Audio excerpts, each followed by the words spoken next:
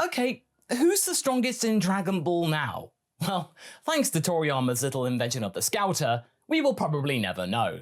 So why did he come up with the item known as the Scouter? My number one goal, said Toriyama in coming up with it, was because if an opponent's strength could be seen as a number, it would be very easy for the readers to understand when I put it in the comic. However, I could foresee that it would be an inconvenience for me down the line, because if you knew a concrete number, then you could tell who would win or lose. So with regards to Goku and co, I decided that their power would change due to ki and couldn't be adequately measured. In addition, it's a very convenient item to create peril, since with enemies equipped with them, their location could become known, and it could be reported. This answer came from Toriyama from the Saikyo Jump interview in 2014, one of the very few times when the author specifically talks about power levels. Now, this could be oversimplified and put into the form of a famous Dragon Ball Z abridged line. This is not a complete answer, since the very concept of such scaling has been very prolific amongst the fandom for decades,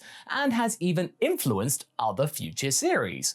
Now, we are in an era where we no longer use the Scouters to assess the strength of characters because, put simply, it is absolutely ridiculous. And the recent assessments we got make it even weirder, with the main culprits being Beerus and Jiren. But let's start at the beginning.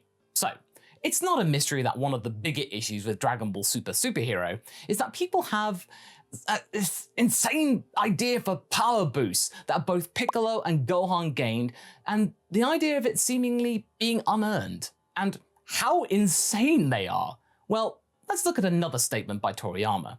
Translation goes, by the way, the credit to Todd Blankenship, of course, as we know, Herms. So Max is stronger than Broly, Orange Piccolo has to be close in power to him, and Gohan, well, seems to be stronger than Cell Max. Okay. Now, having that in mind, let's go back to Broly's power. It required the power of both Vegeta and Goku's fusion Gogeta to take him down sufficiently.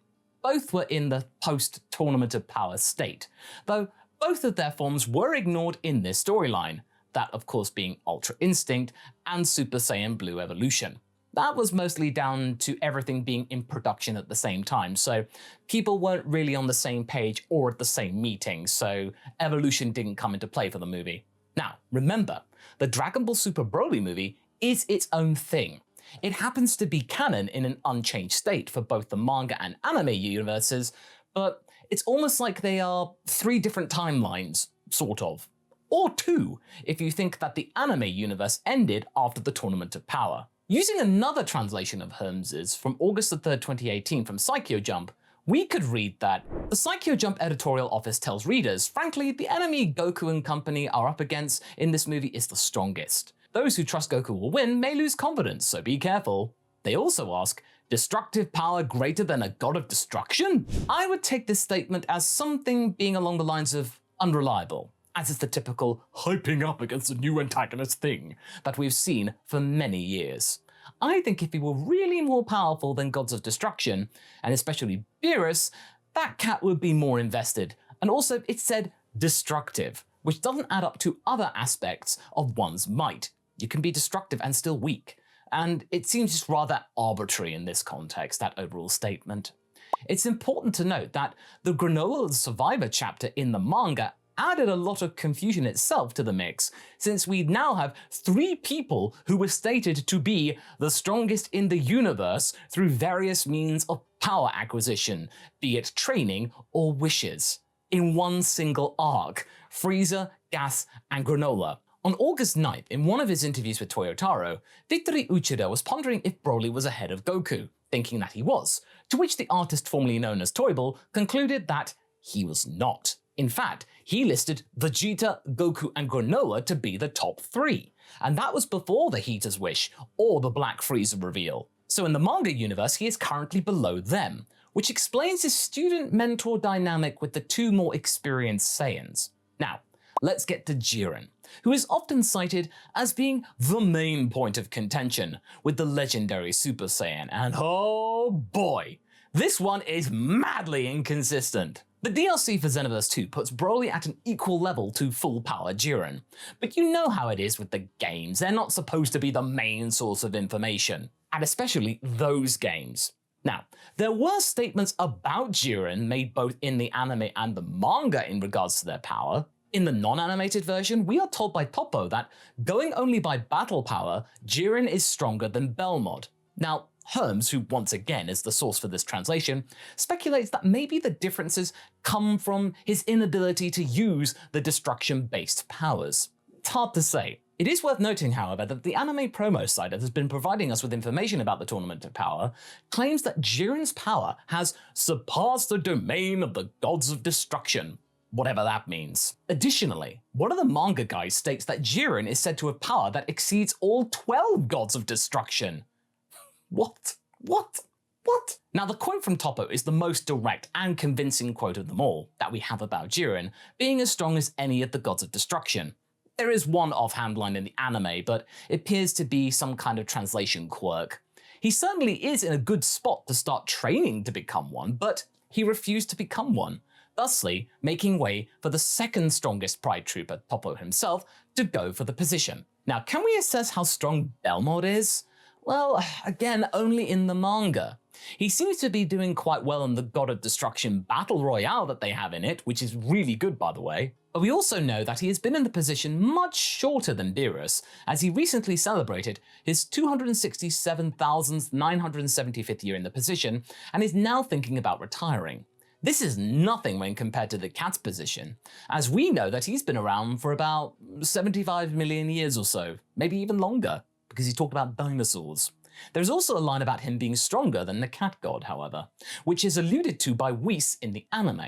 But apparently, this was only in regards to an informal arm wrestling match, not a proper contest of strength.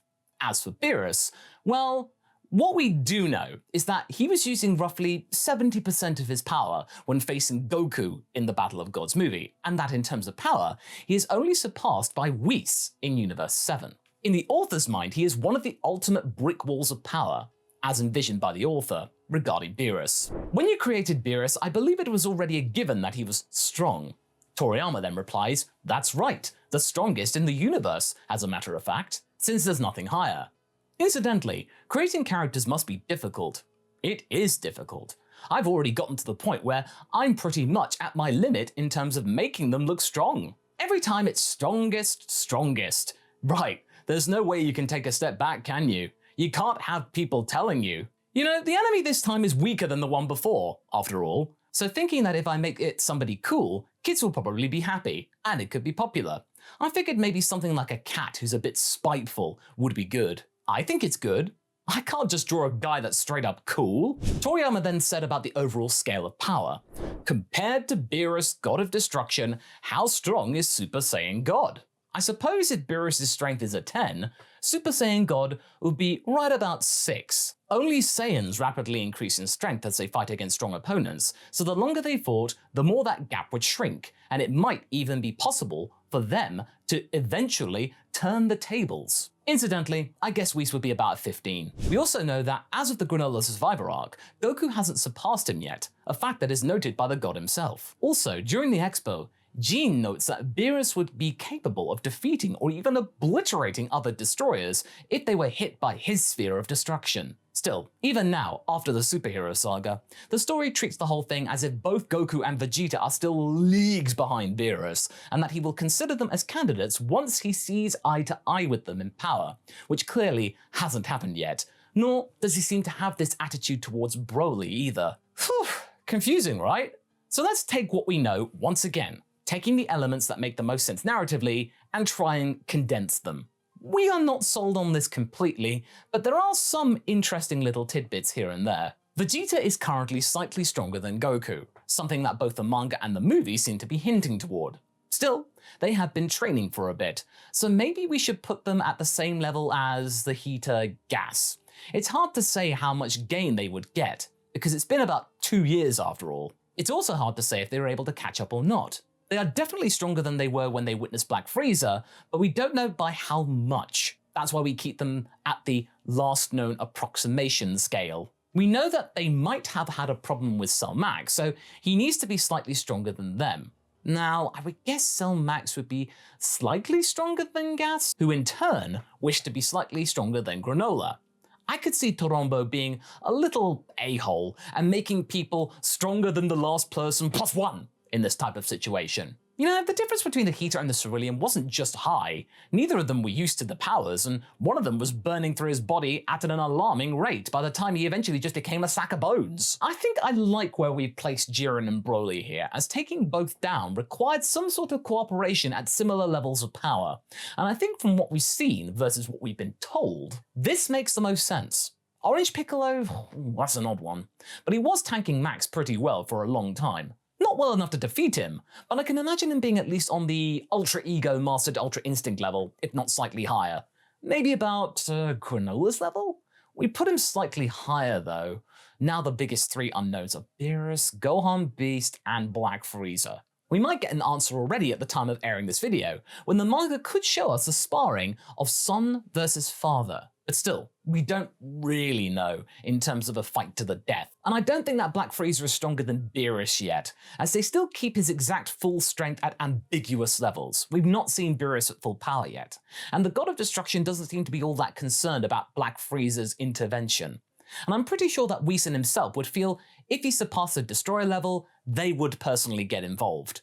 Same with Gohan's relation to old Freezy Pops as well. We have no way of knowing, although logic dictates that they are still pretty close, yeah? If the manga states that post-Granola Goku and Vegeta would have problems with Cell Max, and Gohan is able to take him down quite easily, albeit with slightly more help than in the movie, because the manga made it a group effort more than the movie did, then he's got to be about here somewhere. And Beerus, well, he keeps being a moving ceiling for our heroes, doesn't he? But they can't do this forever. While some of the lines in the anime are unreliable and they can be just disregarded, the manga is clearly selling us the idea of Jiren being more powerful than the gods of destruction. Definitely. And that introduces a lot of confusion. I mean, power scaling has always been complicated and quite unreliable, but as the good old Stan Lee quote says, the person who would win in a fight is the person that the scriptwriter wants to win. Honestly, it also seems that Toriyama partially subscribes to this train of thought. As you should subscribe to this channel. While initially he might have introduced the power levels as a way to easily show which character is stronger than our heroes, he stated it outright himself. Ki makes things complicated. Power is not just about brute strength. Now Dragon Ball isn't a single canon, and right now it's more fragmented than ever.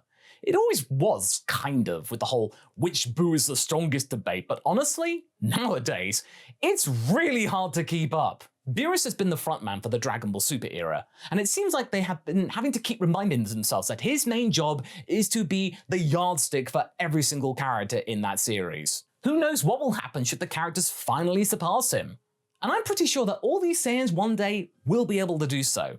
One day.